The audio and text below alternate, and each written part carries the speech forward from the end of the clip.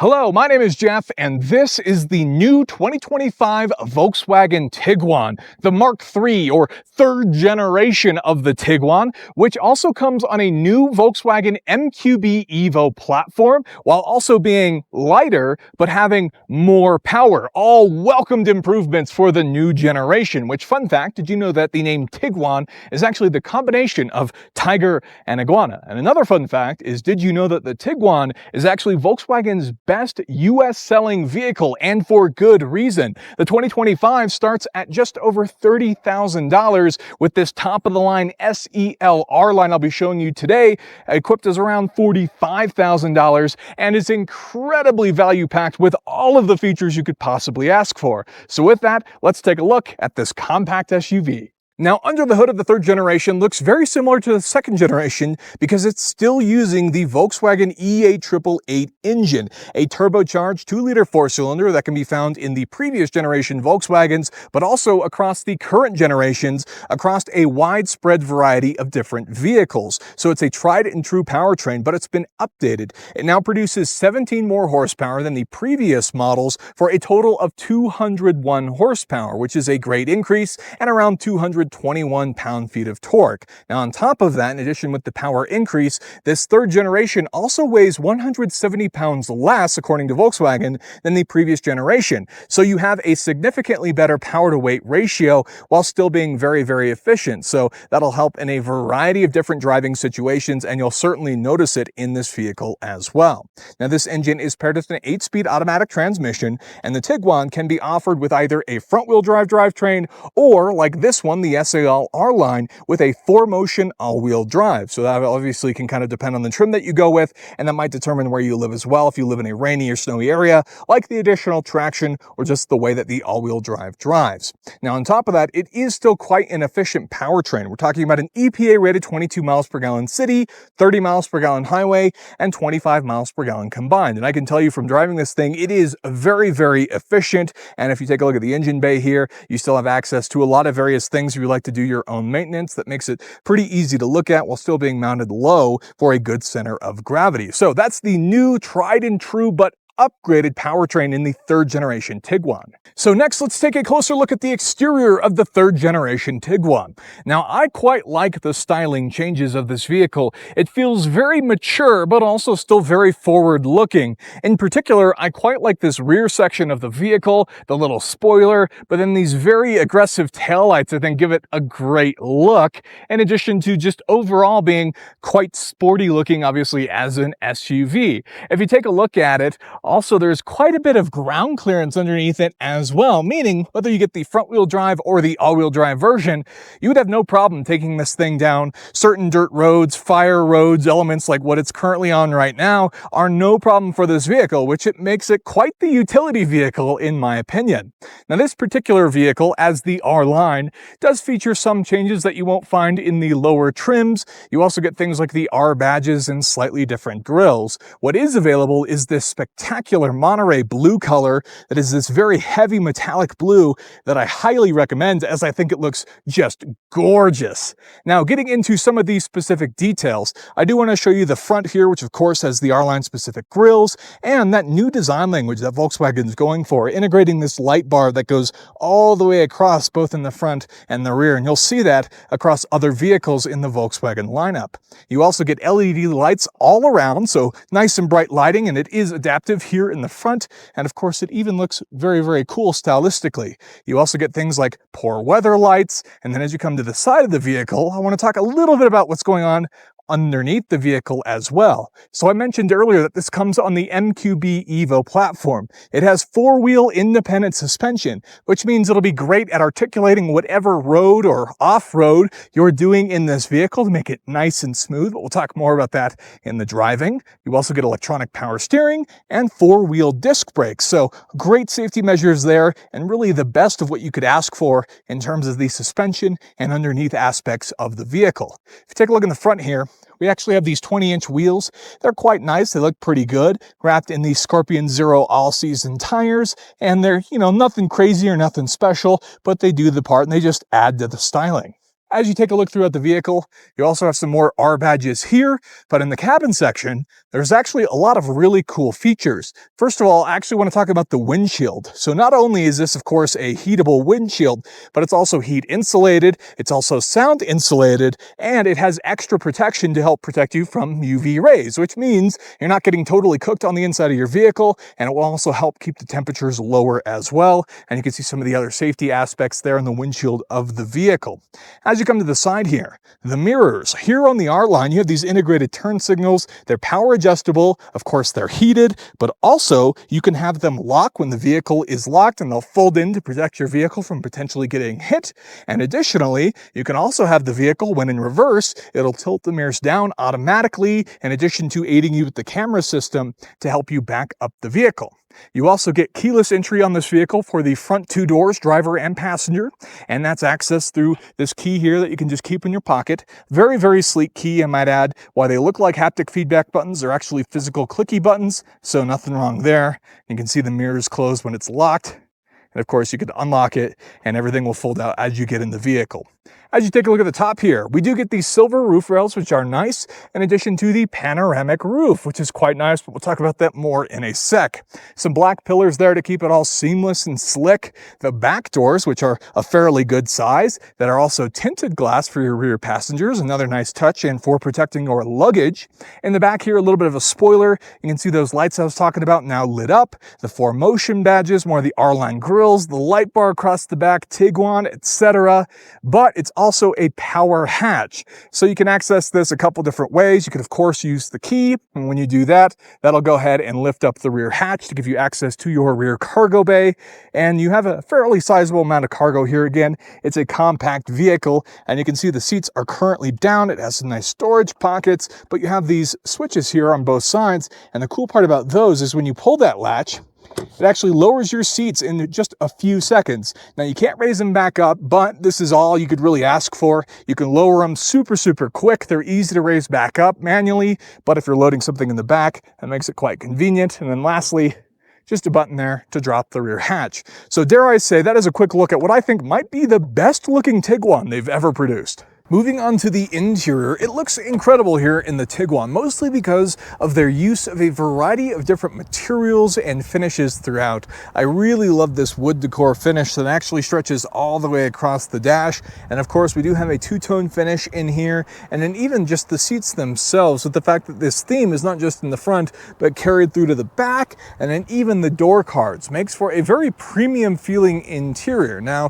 it's not all premium materials, as there is still plastic used throughout the vehicle, but they've done it in a strategic sense where the plastic is only offered on the places that you're not touching, with places like this door here having nice soft touch materials where you may want to rest your elbow during road trips, your power window controls, power and heated mirror controls, your locks, and then even the rear hatch while having a nice door card as well, and even speakers for the Harman Kardon 12 speaker system. Another way it feels premium is even just the floor, for example. You have the Tiguan branded carpet with these nice covered pedals here, and even a footrest, which is always welcomed. And I should point out too, before we get too far into this, that as the R-Line, the top trim, there are going to be some things here that are actually optional for the lower tiers or standard just for the top trims, like this one. So for example, that TV size of a display there in the middle is not the standard display. That's going to be smaller on the other trims, but that's what you get here in the R-Line. As you take a look at the seats themselves, they have some bolstering in them. They are quite comfortable, perforated with cool designs on them, some support here in the sides and even in the leg area, memory seatings, and of course power adjustable for the driver and the passenger with lumbar support and even massaging functions, which we'll talk about more in a sec. As we climb into the car, how you start it is quite interesting to me, mostly because of this here. This is your start-stop button. It blends in with the rest of the interior, which some folks might like. Personally, I wish it stood out a little bit more, as I find it hard to find at times whenever you're going through the vehicle. Now, as you can see here, with the vehicle fired on, you have a lot of displays, obviously in a sort of driver-centric manner. The center display slightly tilted towards you, in addition to your main digital gauge cluster, and even a heads-up display, which is fantastic. That has your speed readouts, stop sign, sign recognition, and even, of course, your cruise control readings as well, with the option for navigation. So always love to see a heads-up display.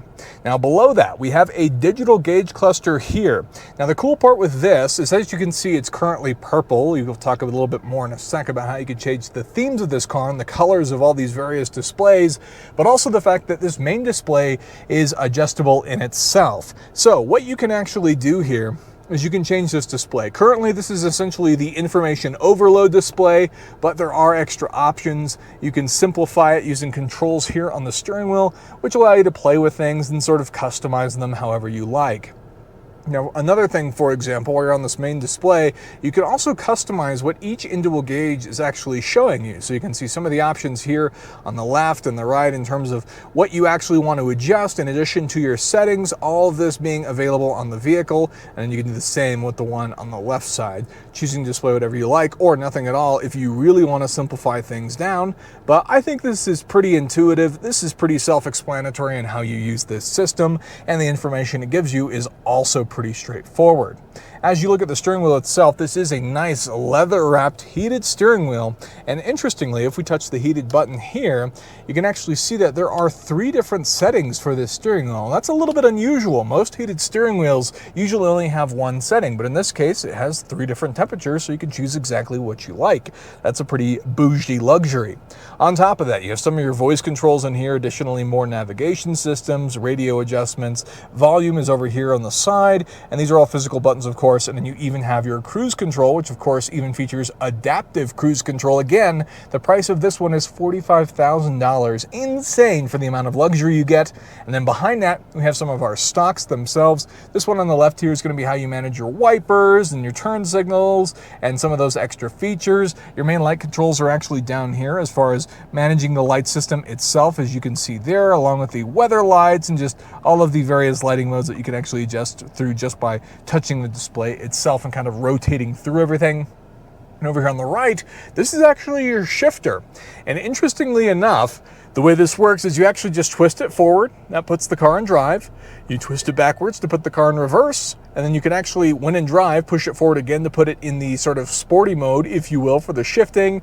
And then you also just push the button here on the end, and that puts the car in park.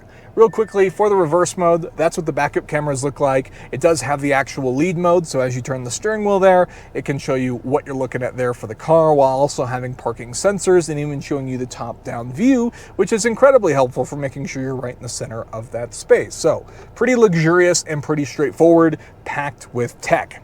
Now, moving on to this TV-sized display. This is where things start to get interesting. Notice the lack of buttons here. There's really no buttons. You have a couple items here in the lower section, and these are essentially these tactile feedback buttons, as you can see here, that also include things that can adjust your climate controls. But then you can also adjust the climate controls as well, and things like your heated and ventilated seats can all be done through this lower menu. Now, the idea being with a display like this is they've integrated everything into the display, and the things that you'll want access to at all times, like your climate control, is always visible here at the bottom, or as I mentioned earlier, those sort of quick touch displays you can use to quickly adjust those various items. Now, all of that is fine on paper as long as the system works properly, and for the most part it does. You can even bring up the climate menu here when you mess with the climate system, which is this sort of Volkswagen system that they've got here that has a variety of different functions and modes that you can run throughout, including how you direct the air. You can shut everything off, max modes, even with the recirculation, and of course the filters as well. So lots of options. It's nice that that is pretty straightforward, because for the most part, once you end up setting up your whole display here, you're really not going to mess with it a whole lot after the fact, unless you're looking for very specific modes, for example, or you'll even use your smartphone integration, Apple CarPlay, Android Auto, etc., and then that's how you'll likely manage it from there. Some of the other things which most vehicles would have dedicated controls for, hill descent control, your traction control, are all in here, as you can see, in terms of how they actually get used. And so that's kind of, it's almost like using your own phone for the car, if you will, with a variety of different off-road features as well. If you hit this button here that looks like the apps, this is essentially the apps for the car. And the part that drives me nuts with this is, while it seems somewhat straightforward, there are some items that are kind of confusing. Like if you're in the radio media area, right? If you wanted to adjust things, how do you think you do that? It's not the most intuitive. Like right now we're on the player and it shows us the player, but if you actually want to change that, then you have to come here and then you go to your music settings or whatever to then move it around, which is a little bit unusual to me. But if you want to adjust the settings for, let's say, the radio controls, well, that's pretty much the basic radio. That's not actually how you get to the cool audio settings. In fact, you actually have to go to a separate menu here to the sound, and then you can start messing with your subwoofer and everything in between. And so to me, there's a little bit of a weird integration of certain features, I guess. Some things feel quite buried behind certain items. Some are easier to get to than others, and it just feels a little weird at times, a little clunky. And again, once you set it up once, you're not really going to think about this display and the integration of some of these things ever again, but it is a little bit funky when you do have to actually dig into it, so just keep that in mind. Now, moving on, I do want to show you this. This is the seats. So I mentioned the massaging functions earlier. Not only do you have the driver and front passenger controls here, both get massaging seats with where you can set various durations and even different levels. And check this out. They also have all these different options here in terms of what they actually do. You have these waves in the back and it'll show you how it's moving it, and it will start moving it for you in the seat. And it's quite comfortable, I have to say. You can kind of see the way the seat is actually moving throughout. And the reason that I think this is so important to watch the seat actually move throughout is that most massaging seats are pretty lame. They don't do enough for you. But the massaging seats in this car, I can actually feel it. And so to me, they actually feel like they're helping me quite a bit. So I'm quite impressed with what they have set up here in this car, and props to them for actually making functional massaging seats that really feel like they're helping you out.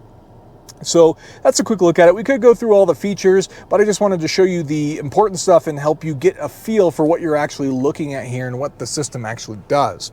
Now below that, you have your center climate control vents, including a physical hazard button, which I feel is great for safety. Below that, we actually have our cup holders and a little bit of a pocket here. They're not really hidden or anything. They're just kind of out there. And then below that is that engine start stop, which I showed you earlier. We have a middle dial here I'll explain in a sec. And then we have our electronic parking brake. Now this is going to be your main volume control for regular use, and you just turn it while you're driving, and that can be easily adjusted for volume in addition to what you have here on the steering wheel.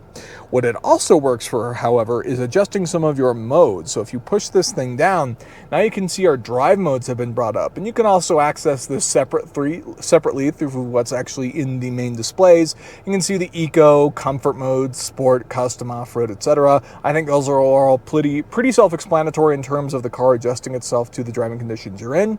And you can actually slide here, and that changes to the atmosphere setting. The atmospheres is how you kind of change the colors and the theme. So as we go to the Joy, you can see everything in the car is now pink.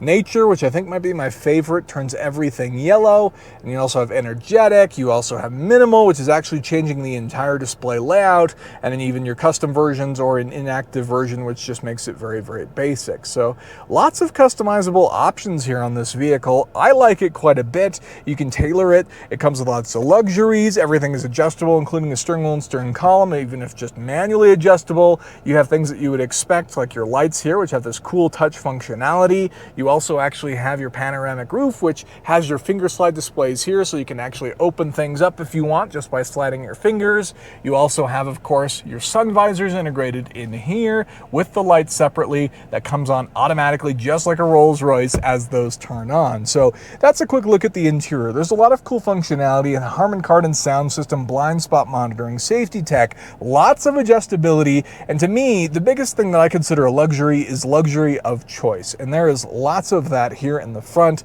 and so much luxury with some of the best heated, ventilated, massaging seats in the game here in the Tiguan. Now, here in the back of the Tiguan, you might assume that the back seat's actually not that spacious just because it's a compact or two-row SUV, but that's actually not the case. As you can see here, this is with the seat actually set up for me. My knees don't even come close to the back seat, which is incredibly impressive, and I have a decent amount of headroom back here as well. You also get their own independent lights, which is a pretty cool touch, and then they also get their 3-zone climate control, which is pretty cool. Speakers in the door here for the Harman Kardon sound system, but But then down here below, they actually get their own vents, which is a nice touch, especially for a smaller vehicle, in addition to having their own heated seats for each side, as you can see here in the back. Those can be disabled, and then they also get their own variable controls here, so they can actually adjust the temperatures, and it's got that same sort of haptic feedback, if you will, for the way the buttons work, while still getting their own USB Type-C chargers. The back seat itself, I find, is quite luxurious, and I think a lot of the amenities back here are all quite impressive. And for a top trim for $45,000 for something that can comfortably carry adults, the back seat is definitely a winner as far as the Tiguan's concerned. All right, so what's it like to drive the Volkswagen Tiguan Tiger Iguana? Well, first of all, we're doing a little bit of off-roading, and it's really, really smooth so far. This isn't, obviously rock crawling or anything, but I just want to point out that with that fully independent suspension, the disc brakes and all that, you have yourself what is a proper, nice driving vehicle here. As you get onto the road, it is very, very quiet on the inside, and there's good reason for that. Obviously, I mentioned earlier the fact that you have some of the insulated glass, but listen to the windows. I don't know if you can hear them, but you have a little bit of wind noise coming in, and then as you raise the window, they seal. And once they seal, you have yourself what is an incredibly quiet car on the inside. And then everything else is very, very nice. In terms of the layout, I personally don't need a TV screen here in the middle for my infotainment system, but if that is something you like, I understand it's becoming a thing that people like, then boom, here you go. It's right here in the middle for you, which obviously makes it really easy to see what you're looking at while driving. That means now your navigation and your maps are all bigger. I can understand all of that and how it makes it a little bit easier to drive. But in this car, the fact that you also have the heads-up display with your digital gauge cluster in front of you as well means you have a lot of information being fed to you as the driver, which is obviously very much a welcome thing for the vehicle. On top of that, the overall fit and finish of everything is great. There's no rattles, which you would absolutely hear with how quiet it is on the inside of this vehicle. Now, the driving situation itself, I think, is quite good. The vehicle accelerates pretty nicely when you want it to. Driving all the way up here to Arizona from Phoenix to get up here to 7,000 feet in Flagstaff, never once did the vehicle feel like it couldn't accelerate uphill. So I love to see that in vehicles. I always like, personally, a little vehicle with some pep. So if you need to use that for passing, hauling, or even just going uphill, it's nice to have, and that's no problem here. Obviously, the weight savings and the power increases for the third generation make this a better driving vehicle in my regards, and everything really seems way better in this vehicle. So it's incredibly impressive. The braking, all of that is super smooth in this vehicle. There's no issues. The steering is light, but it also still feels heavy enough where it doesn't feel totally numb at the wheel, and therefore I think is a little bit more interesting to drive. And just the overall experience of driving this vehicle is quite nice. Visibility is good as well. There's all sorts of extra windows. While some manufacturers might have left blank, like these little window pockets here, you have all of that open to you in this vehicle. You have some sizable mirrors. You have the rear mirrors, in addition to all of the safety tech on board to help you with the driving experience. That makes this really a very nice vehicle for everything that's going on in here. There's a lot to like in this. Overall, I feel like I can't recommend this vehicle enough. For the money, if you can afford $45,000 for the SEL R-Line, I think the features speak for themselves. In fact, I'm actually going to turn on the massage now, because the massage is so good in this vehicle. I can't not state that enough. There's so many vehicles, some of which are much more expensive than the Tiguan, who have terrible massaging seats, and the massaging seats in this are actually really, really good, and there's something that you'll probably find yourself using quite often, along with things like your ventilated seats. And overall, some of the things that aren't my favorite, the infotainment design in terms of the actual user interface is not great. I do not like what they've done with this here. There are some items that are easy to use, and obviously you can do your own smartphone integration if you want to make it just that much easier to actually interact with. But overall, there are some items that feel a little bit buried, or items that are separated that maybe should have been easier to access from other menus. And so this, if they can update the UI, which hopefully can be done with over-the-air updates, then I think you have what is essentially a perfect vehicle. Right now, I think the UI is the biggest thing that is the most frustration. But I also want to point out that because everything else in this vehicle is so good, it draws attention to that UI system. And so to me, that is the biggest pain point, because everything else is awesome. And so that's the only thing that I think about as being less than ideal, let's say.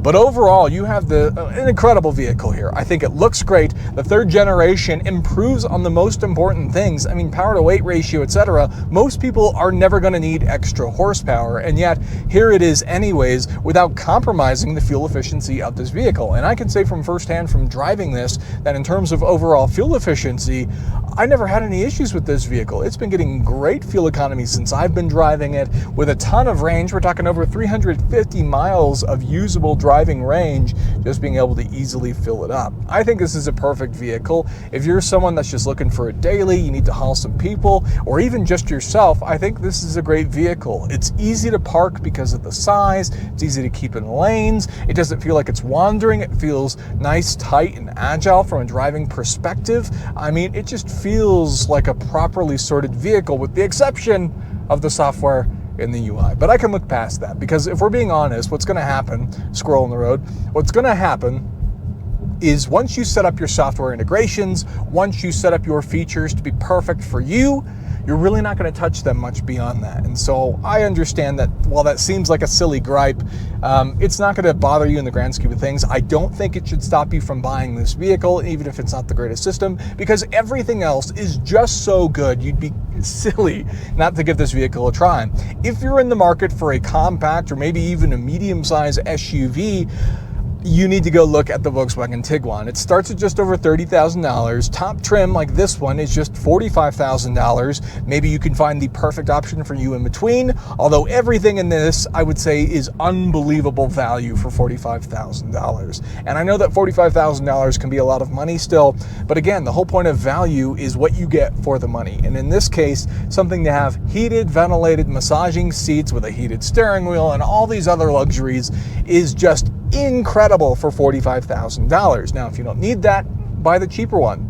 There's nothing wrong with that. You still get all the benefits of the new Tiguan, at least as far as the important updates go: lighter, fuel economy, powertrain, all that stuff. You just lose out on the luxury items, for example, which you could go either way in terms of your importance for your personal choice. But with that, that's the end of the video. If you enjoyed it and could hit that like button for me, I'd really appreciate it. Consider getting subscribed for content like this in the future. And of course, I want to hear your thoughts on the Volkswagen Tiguan down below. Do you have a Tiguan and want to purchase a new one already? Let me know what you think down below. Or are you thinking about switching into a Volkswagen Tiguan? I'd love to hear your thoughts or answer any questions you might have. Let me know down below. With that, that's the end of the video. Again, thank you so much for watching, and I'll see you in the next one.